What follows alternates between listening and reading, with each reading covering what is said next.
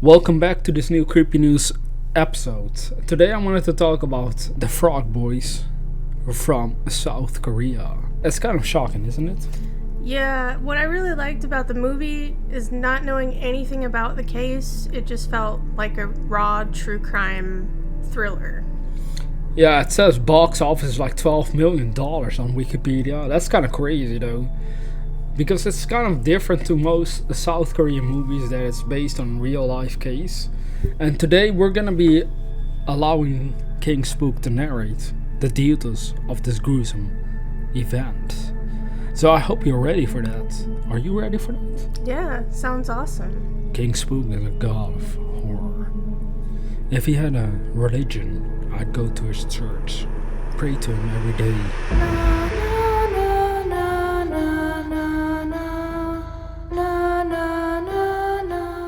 What do you think is the biggest obstacle in solving this case?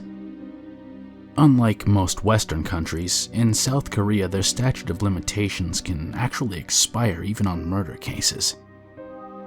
Now, this is a very important point to note, because these boys disappeared all the way back in 1991. They were found in 2002, and in 2006 the statute expired on the case.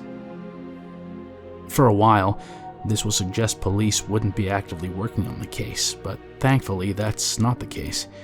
It does mean, however, that they might not be able to prosecute any suspect if they ever were to find one, and that is where this case so far has gone unsolved.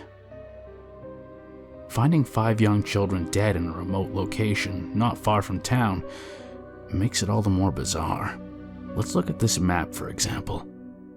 The marker in the middle indicates where they were found. At first, it isn't that easy to see how remote it must have been, so let's zoom in a couple of times and we get this. Now we add some arrows in multiple directions to provide some indications as to how far from civilization they actually were. As you can see, they weren't that far away. So, who was responsible for the death of these children that at the time were only focusing on collecting frog eggs in the streams of a nearby mountain? The Korean people, unlike some Western cases, wouldn't just let this one slide, so this is what happened on that fateful day. On March 26, 1991, 5 young boys set off for a day of fun together, catching frogs in the streams of a nearby mountain in South Korea as their country celebrated a public holiday. By the time the sun set, all 5 boys had failed to return home. Worried, their parents began searching for them. But after hours of looking, they found no trace and reported the missing boys to the police. According to a Korean newspaper, South Korea's president at the time undertook a massive search, dispatching a police force of 300,000 and operating a special investigation center to look for the boys. They searched reservoirs, irrigation waterways, bus terminals, and stations nationwide. But none of these efforts were successful, and they remained missing. Of course, with cases like these coupled with a massive search force, rumors began to spread like wildfire. But the most common one was that they were kidnapped by a mentally ill person. As the years ticked on, nothing seemed to improve the odds of them ever finding the young boys, until over a decade later, by total coincidence, 2 people in the mountains stumbled upon the bodies of all 5 boys. At first, it seemed they must have tucked together in order to stay warm due to the cold weather, and therefore they simply froze to death. But it was after further investigation that they discovered strange marks on the skulls of some of the boys. The marks seemed to indicate a certain object was used, causing blunt force trauma to their heads, and it would classify this case as one of homicide and no longer just a disappearance. As the police stated at the time, they were found only 2 kilometers from their home, 11 years after their disappearance. The forensic team had the following to say after examining the bodies more carefully. We found marks on 3 of the 5 skulls that appeared to be created by blows with metal objects, possibly a tool of some kind. The report stated, according to the forensic team, the boys appeared to have been hit on the head and died from cranial injuries. Needless to say, the parents were even more devastated when this news reached them.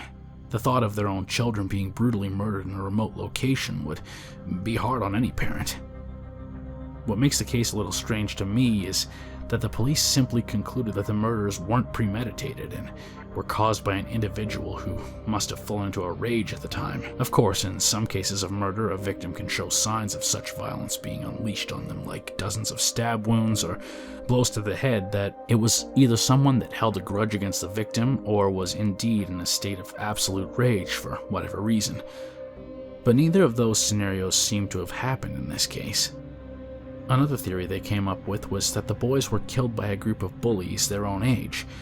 But despite any of this, they have yet to solve the murder and find the real killer. After some more digging online, the only positive information I can share was from an Australian website that reported that since 2015, they lifted the rules around the statute of limitations in order to keep investigating this case and prosecute the person or people responsible for their deaths.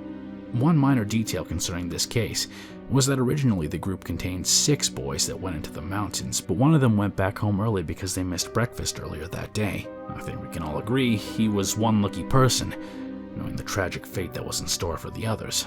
Whoever the perpetrator was, hopefully one day they'll figure it out. But until then, let's keep this story alive and circulating, since interest in the case has only increased over the years, which is another good sign if they ever want to solve the mysterious deaths of the Frog Boys from South Korea. Again, a big thank you to Kingspook for narrating part of this video.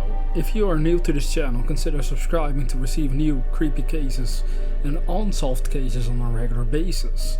And with that being said, dear viewer, have sweet dreams.